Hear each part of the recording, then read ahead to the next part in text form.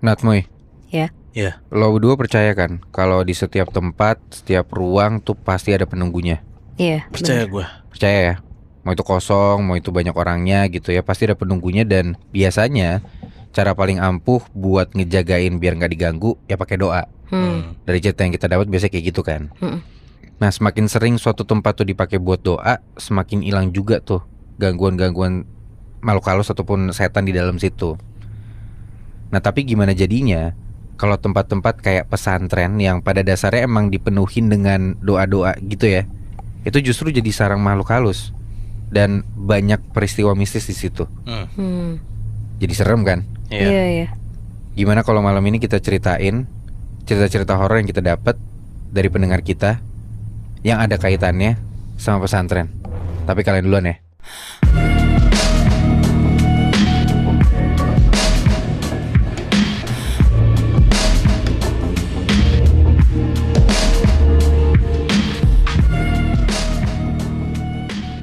Nat, ngomongin soal bulan Ramadan, gue yakin banget lo berdua atau bahkan teman-teman di luar sana pasti pernah ngelakuin kegiatan waktu pas bulan Ramadan, yaitu pesantren kilat.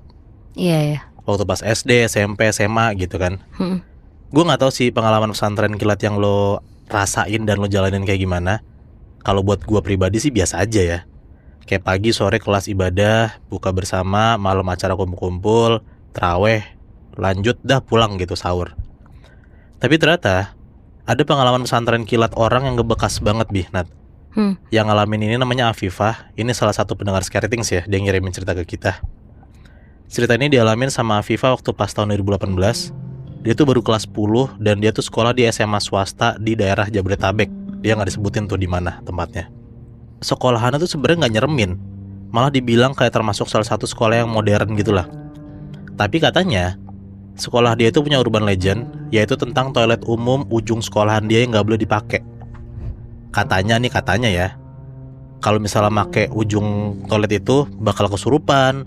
Terus katanya di sana pernah ada yang bunuh diri. Pokoknya banyak banget lah hal-hal mistis yang berbau tentang toilet ujung sini nih. Ya namanya anak baru, Afifah percaya aja lah sama cerita itu. Walaupun sebenarnya dia nggak meduliin tuh cerita-cerita dari seniornya. Dan Afifah juga mikir kayak sejauh ini kayak gue nggak perlu ke toilet ujung sana, ngapain, jadi nggak takut gitu. Sampai akhirnya pas masuk bulan puasa ada pesantren kilat. Si sekolahnya ngadain itu tuh, kayak biasalah masing-masing angkatan kejatah dapat nginep 1 hari 1 malam di sekolah dia. Nah sebenarnya Afifah tuh nggak mau ikutan Nat, karena kebetulan hari itu pun juga hari pertama dia PMS, perut dia sakit banget. Tapi dia mikirnya karena dia anak baru, takutnya kalau nggak ikut acara malah ketinggalan kabar atau bahkan dimusuhin senior. Ya mau nggak mau dia ikutlah tuh pesantren kilat itu, nginep lah di sana. Ya.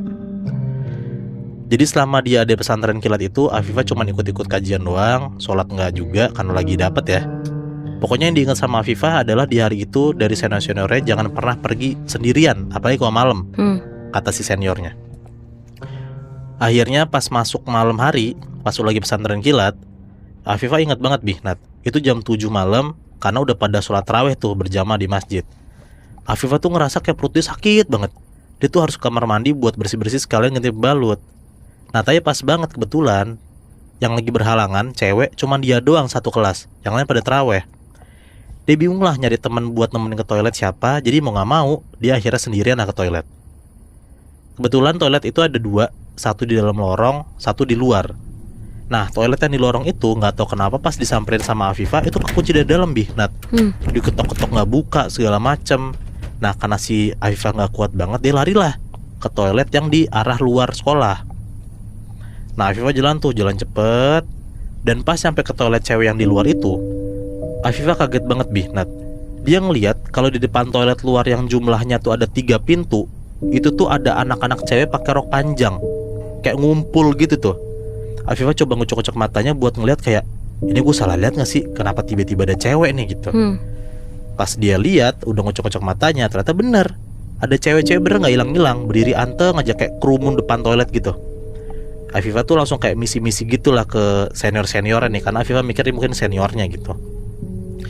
Tapi pas Afifah mau jalan ke depan pintu toilet, jalanan tuh jadi kayak ditutupin sama badan-badan cewek ini Nat. Afifah yang udah gak kuat, dia bilang kayak, "Kak permisi kak, aku udah gak kuat, darah aku udah di ujung, maaf ya," gitu. Nah tau gak Nat, salah satu dari cewek ini ngomong apa? Apa? Dia bilang kayak, nggak bisa dek, soalnya kita udah berdarah semua. Oh Nah, shit, Si merinding Afifah banget tuh anjing. bingung kayak, kok berdarah? Tapi merinding bener Bi. Nah ternyata abis denger omongan itu, Afifah ngeliat jelas banget cewek-cewek yang berkerumun di depan dia itu beneran ngeluarin darah banyak banget dari rok masing-masing. Dan pas cewek ini nengokin kepalanya ke belakang ke arah Afifah, ada satu orang cewek darahnya itu keluar semua dari lubang-lubang ada di kepalanya, mata, hidung, mulut, kuping. Afifah teriak ketakutan. Ya wajar lah, lo ngelihat ada setan kayak begitu, serem banget kan.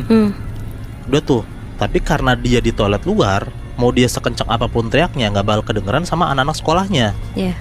Afifah lari langsung cabut. Dia itu akhirnya dapet lah kayak ke satu kamar mandi. Itu tuh juga di luar sekolah, di ujung gitu. Itu kayak semacam ada bilik 2, pintu kebuka gitu di ujung sekolah Bihnat. Walaupun bangunannya gelap, terus temboknya juga serba lumut, tapi Afifah tuh yakin kalau itu kamar mandi. Nggak pakai pikir panjang, Afifah langsung masuk lah ke salah satu kamar mandi itu, salah satu pintunya, ngebanting pintunya, terus ngunci tuh dari dalam sambil deg-degan. Udah di situ pencahayaan juga minim, Afifah langsung tuh bersihin badannya sekalian ganti pembalut. Tapi Afifah lupa satu hal. Dia lupa bawa kresek hitam buat ngebungkus bekas pembalutnya nanti kalau dia udah buka gitu. Dia panik lah, teman-temannya juga pas lagi di telepon nggak bisa kena traweh gitu kan. Nggak ada yang bisa dipanggil. Lagian kalau bisa dipanggil juga kedengaran, karena tadi gue bilang tuh toilet ini kan di ujung sekolah di luar gitu kan. Iya. Afifah ngeliat sekeliling toilet nyari siapa tahu ada kresek gitu, nggak kepake, tapi tetap aja nggak ada Bi. Nah, buat gambaran nih ya, jadi toilet ini tuh ada 2 bilik tapi satu atap. Jadi atasnya itu kayak ngegabung antara toilet satu sama toilet sebelahnya. Kebayangan loh. Nah pas Afifah bingung, tiba-tiba dari bilik sebelah, kan nggak ada atapnya kan, nempel gitu atap 1 sama atap 2 kan di bilik ini. Tiba-tiba ada orang yang bilang kayak gini, ini dek gitu. Nah pas dia tengok sama Afifah, ternyata ada orang ngulurin tangannya dia ngasih kresek hitam. Nah Afifah langsung kayak makasih gitu. Tapi buru-buru makasih karena kan dia lagi megang pembalut yang berdarah kan. Dia beberes, dia langsung masukin pembalutnya ke dalam kresek yang dikasih sama orang itu. Nah Afifah inget Bi, nah abis ngeluarin kresek tadi, didengar dari toilet sebelah, dari bilik sebelah kayak ada orang mandi. Cuman airnya tuh emang kayak disiram kayak banyak banget, kayak bur gitu lah, pakai ember bahkan. Nah gak ada semenit, Afifah keluar dari toilet. Dia ngegantungin kresek hitamnya itu di gagang pintu, karena dia mau kayak nyamperin si toilet sebelah buat saya thank you beneran gitu. Karena kan dia cuma bilang makasih gitu doang kan.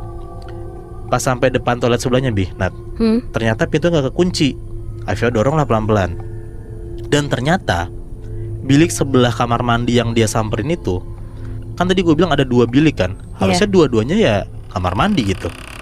Pas dia buka nih, pas Afifah dorong, ternyata bilik sebelah itu gudang, gak ada airnya, bau, balok-balok dari atas atap juga udah pada jatuh. Terus si Afifah sadar kayak, lah berarti yang mandi dan yang ngasih kresek hitam siapa ke gua? Orang gak ada siapa-siapa dan itu kan udah gudang gitu kan. Di situ Afifah kayak langsung kaku, dia cuma berdiri doang, mau teriak juga nggak bisa. Pas lagi mundur pelan-pelan, tiba-tiba ada kayak suara kresek gitu.